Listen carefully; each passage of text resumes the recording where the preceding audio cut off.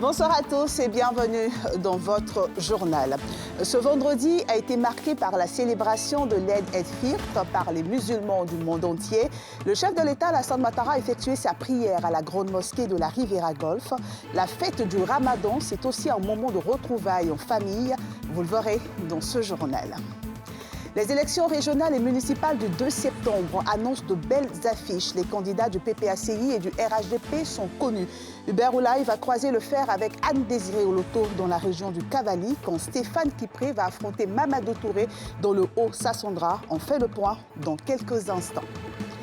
Et puis la nuit du jeudi à vendredi a été terrible à Boaké. Une dizaine de camions de transport de coton et de gasoil ont été calcinés au cours d'un incendie. Aucun décès n'est enregistré, mais des pertes matérielles énormes, estimées à plusieurs centaines de millions de francs CFA. Les musulmans de nombreux pays ont célébré ce vendredi la fête de l'Eid el-Fitr, marquant la fin du Ramadan. Comme à son habitude, le chef de l'État, Alassane Ouattara, a fait sa prière à la grande mosquée de la Riviera Golf. Il s'est réjoui de la paix retrouvée en Côte d'Ivoire. Le reportage de Salif Yalekwe et d'Eric Kimon. Grande mosquée de la Riviera Golf, ce vendredi. Les fidèles musulmans sont au rendez-vous de la prière de l'Eid el-Fitr, marquant la fin des 29 jours de jeûne. Parmi eux, le chef de l'exécutif du pays, Alassane Ouattara.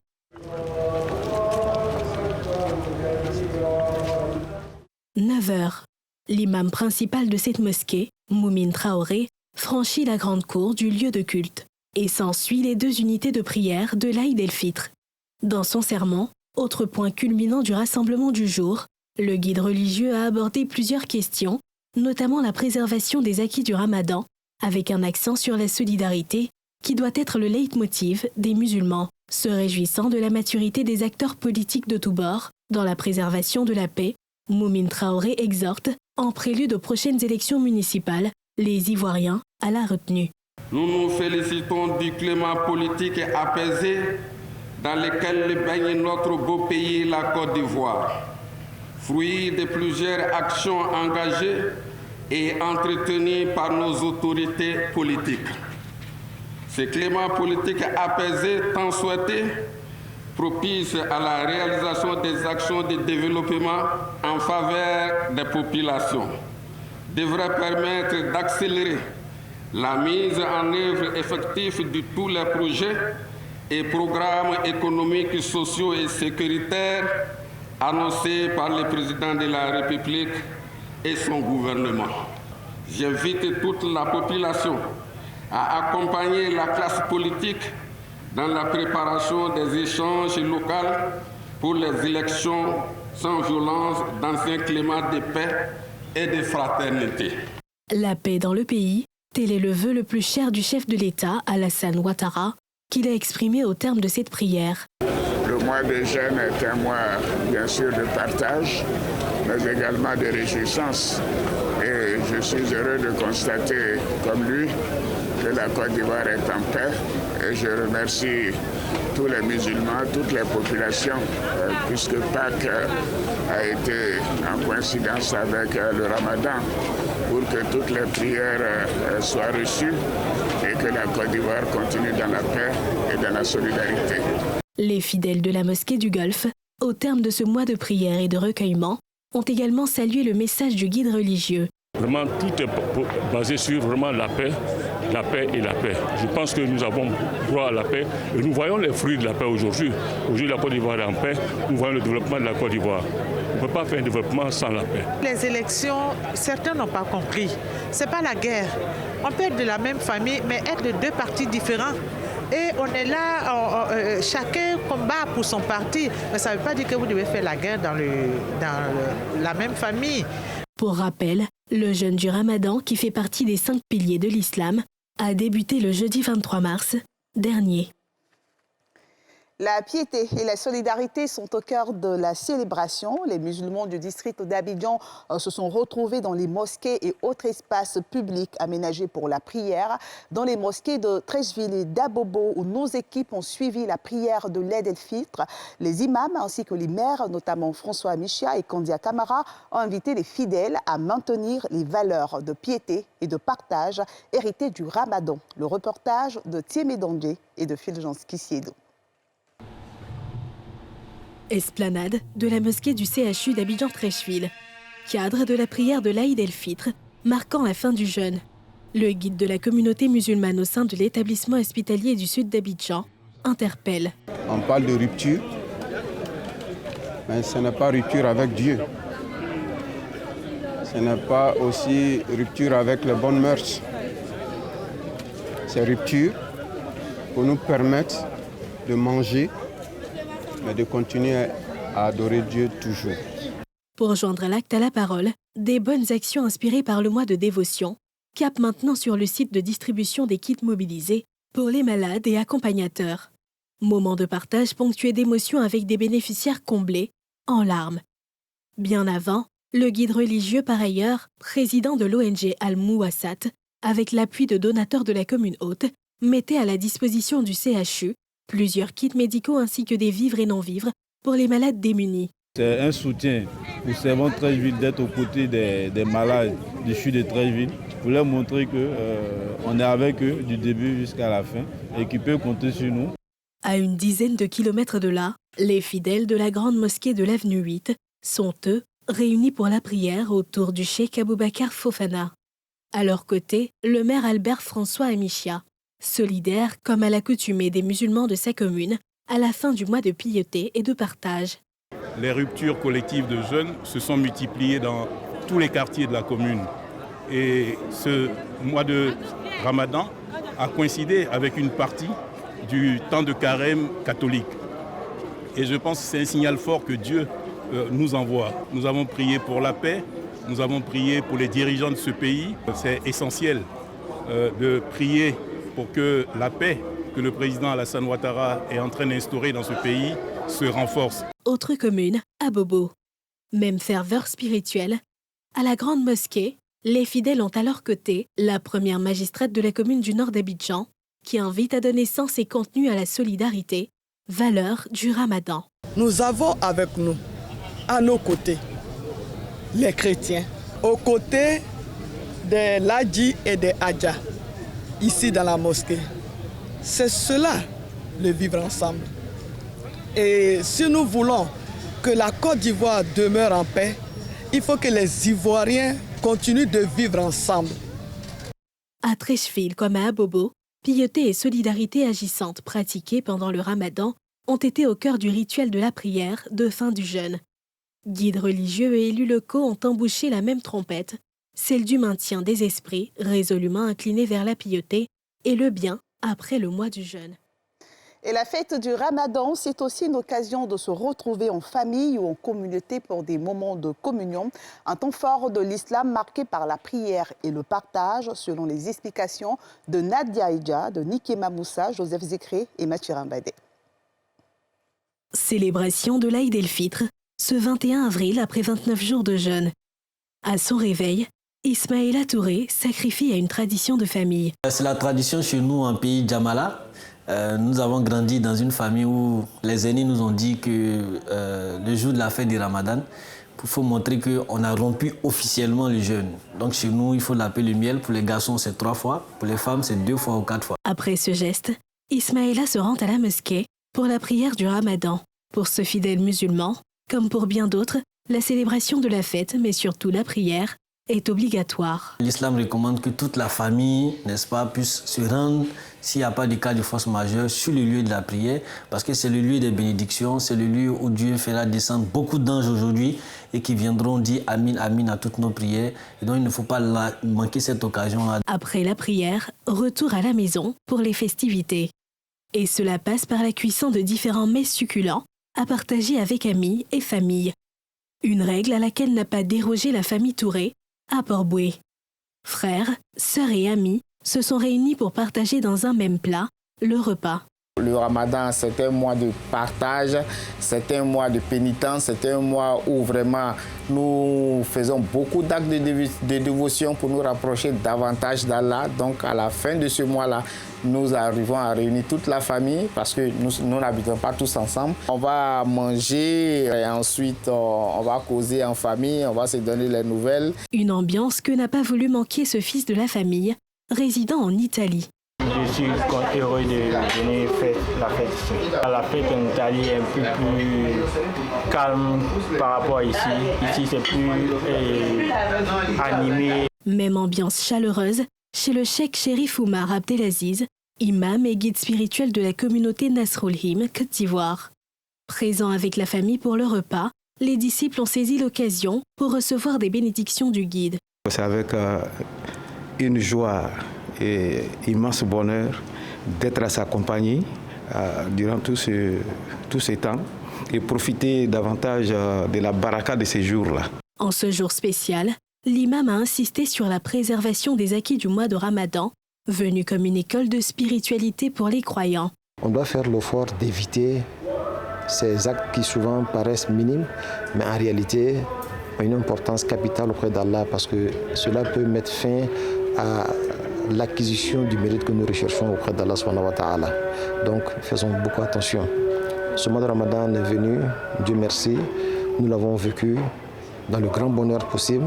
C'est l'occasion pour nous de prier pour tous les musulmans, pour notre cher Côte d'Ivoire que nous aimons tant, afin que Dieu parachève sa grâce sur la Côte d'Ivoire. Le Ramadan est le 4e pilier de l'islam.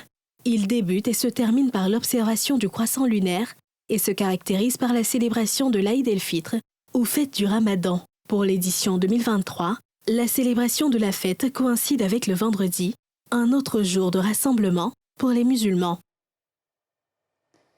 En politique, les différents partis s'apprêtent pour les élections régionales et municipales prévues le 2 septembre prochain.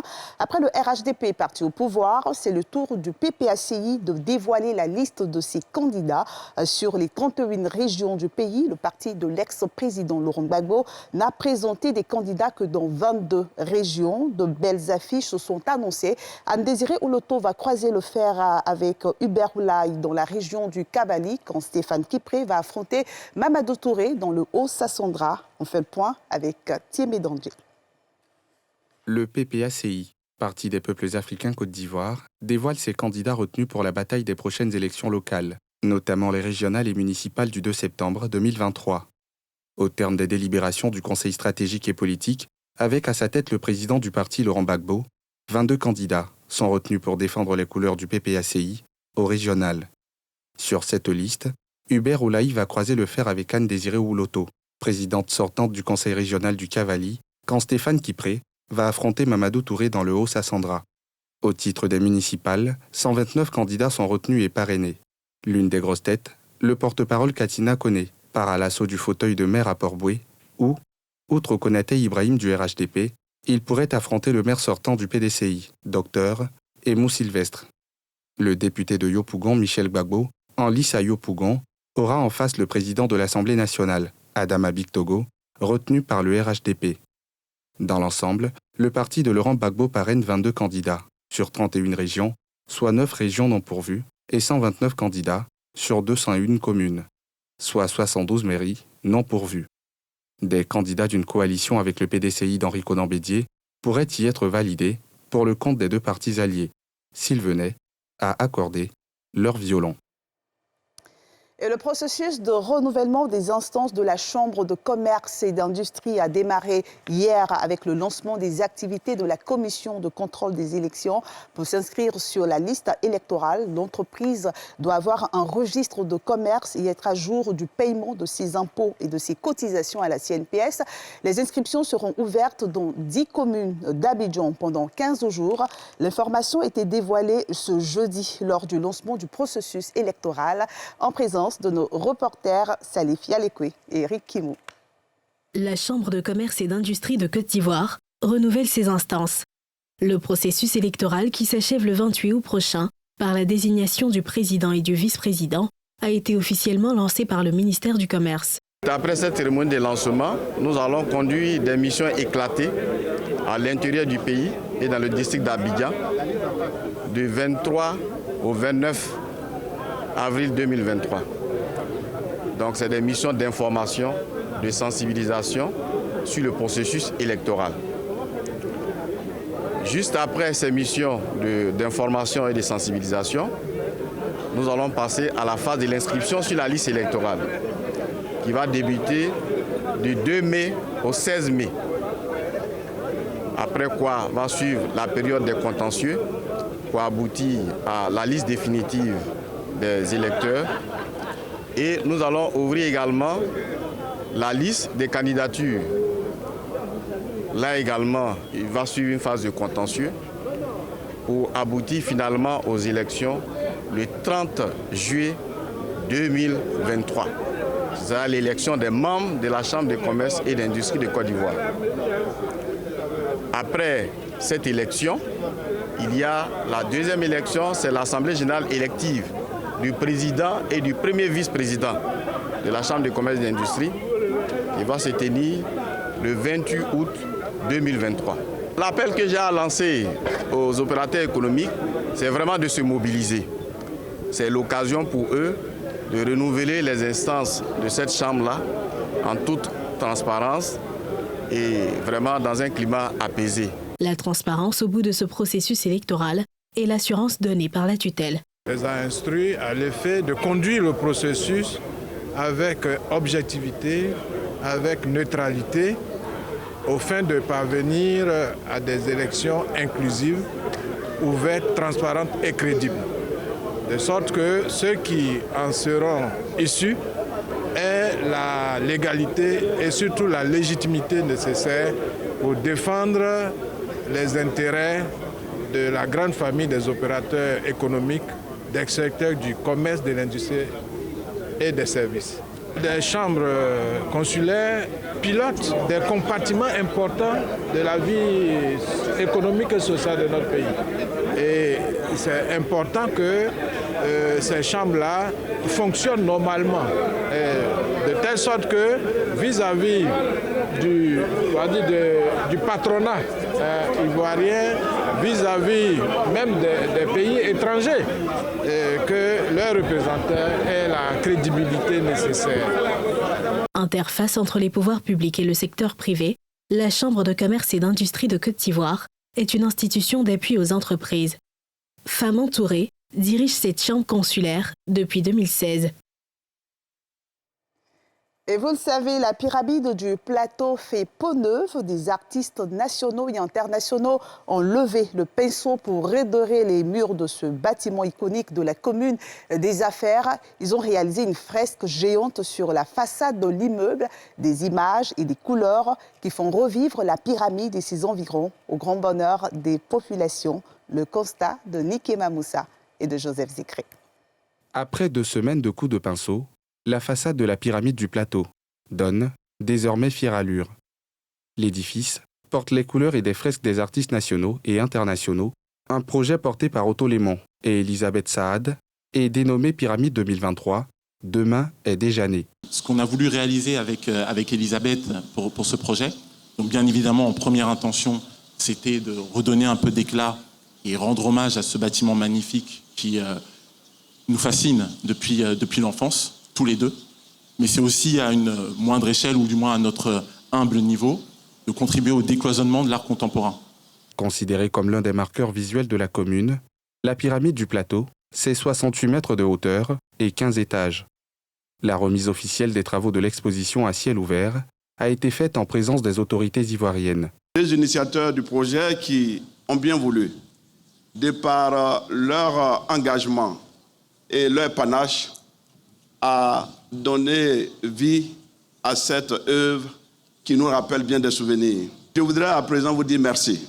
Merci pour votre engagement, pour votre détermination, mais surtout la passion créative que vous n'avez cesse de nourrir et qui vous anime et qui permet aujourd'hui de redonner vie à cette ambition qui, de mon point de vue, fait revivre cette œuvre.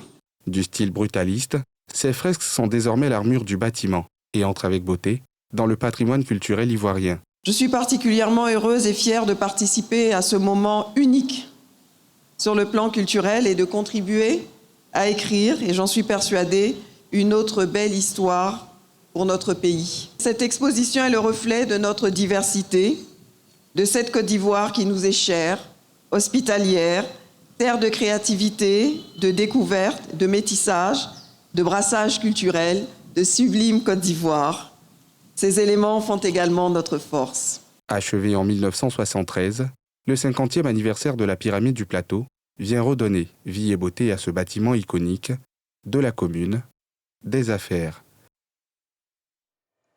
Tout serait parti d'un camion-citerne transportant 38 000 litres de gasoil qui a pris feu dans la nuit de jeudi à vendredi à l'ancien corridor nord de Bouaké. Le feu, dans sa propagation, a atteint 9 camions de coton qui ont tous été calcinés. Pas de pertes en vies humaines, mais des dégâts matériels importants estimés à plusieurs centaines de millions de francs CFA. Les opérateurs économiques sont désemparés. Le récit de Pierre Dipomela.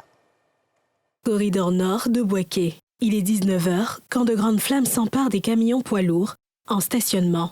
Ces 9 camions en provenance du Mali observaient comme à l'accoutumée une halte dans la capitale du Béké avant de poursuivre le chemin en direction d'Abidjan.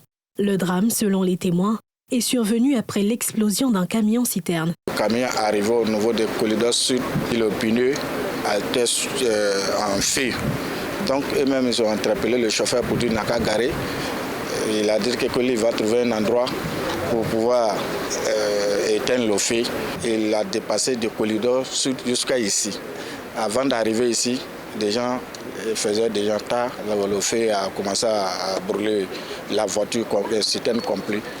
Bon, pendant ce temps, les autres citernes sont là, mais il n'a pas voulu aller là-bas. Il est venu s'arrêter au milieu des véhicules de balles de coton. C'est ça, quand le citerne a commencé à exploser, le citerne, tous ces véhicules-là se sont allumés en même temps. Nous avons pu engager 3 engins d'incendie. On a eu le soutien de Sodexam, qui nous envoie aussi 2 fourgons qui ont permis de contenir le feu et d'écarter les risques. Sur place, le ministre en charge du transport venu constater de visu les dégâts. Les enquêtes nous situeront sur ce qui s'est passé. Bon, c'est le lieu aussi d'interpeller quand même le conducteur. Il faut avoir les équipements, les extincteurs, quand il y a des choses, et puis pouvoir les arrêter. Peut-être ça fait partie des choses qu'on devra renforcer en termes de contrôle. Donc, ces équipements de sécurité-là. Ça aurait pu, depuis le corridor sud, peut-être que ça aurait pu être évité. Donc, en tout cas, je vais rendre compte donc, au Premier ministre de la situation. La promptitude du groupement des sapeurs-pompiers, soutenu par la gendarmerie et la police, a permis de contenir les badauds et circonscrire les flammes. Et c'est la fin de ce journal de la rédaction de NCI. Prochain rendez-vous dimanche à 20h05 dans NCI 360 pour décrypter l'actualité de la semaine. Prenez soin de vous, de vos proches et de vos rêves.